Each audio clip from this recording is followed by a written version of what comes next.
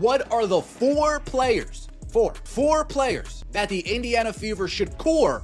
The Indiana Fever just dropped a bombshell that has fans completely stunned. For players are gone, and now the front office is in full panic mode. The question isn't even about who's next to leave. It's more about how fast they can rebuild to protect Caitlin Clark before things get really ugly. So, did the Fever make a smart move or a huge mistake? Let's get right into it, because Indiana just turned their entire offseason into a soap opera. Four key players from the Fever roster are now unrestricted free agents, and their contracts have officially expired. We're talking about Sydney Colson, Odyssey Sims, Brand January, and Bree Hall. And listen, before anyone tries to calm things down by saying, oh, it's just business. No, this is a full-on shake. Look, these aren't just bench warmers. These are players who helped carry the team through a brutal season, filled with injuries, fatigue, and even some drama. And now, they might not even come back. Let's break it down.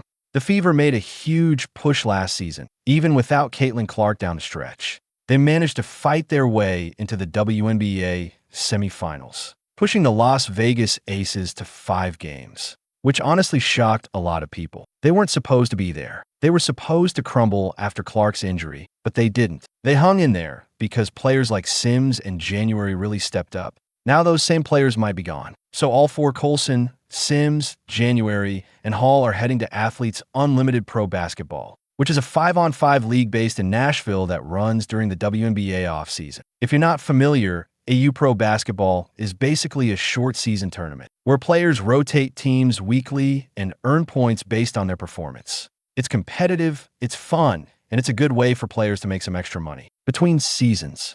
But here's where it gets tricky. When players go to other leagues, it's not just about money, it's about opportunity, it's about keeping their options. And in this case, all four of them are unrestricted free agents, which means they can sign with anyone once the WNBA's free agency window opens.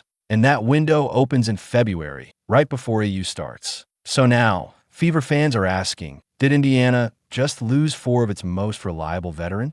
Let's not forget this team already has chemistry issues and injuries. They barely held it together last season after Clark went down. Now, they're losing experience, leadership, and depth, the exact 3 things you need when you're trying to build around a superstar. And yes, let's call it what it is. Caitlin Clark is the superstar. She's the face of the franchise, the reason for sold-out arenas, and the reason people even care about Fever basketball again. So this isn't just about filling roster spot. It's about protecting your most valuable asset, your generational talent. If Clark doesn't have a solid roster around her, this could go downhill fast. And Indiana knows it. They've got money, plenty of cap space in fact. But money doesn't fix bad roster decision. Now to be fair, not everyone's job is safe. Even Kelsey Mitchell, who's been one of the team's most consistent scorers, has found herself in trade rumors.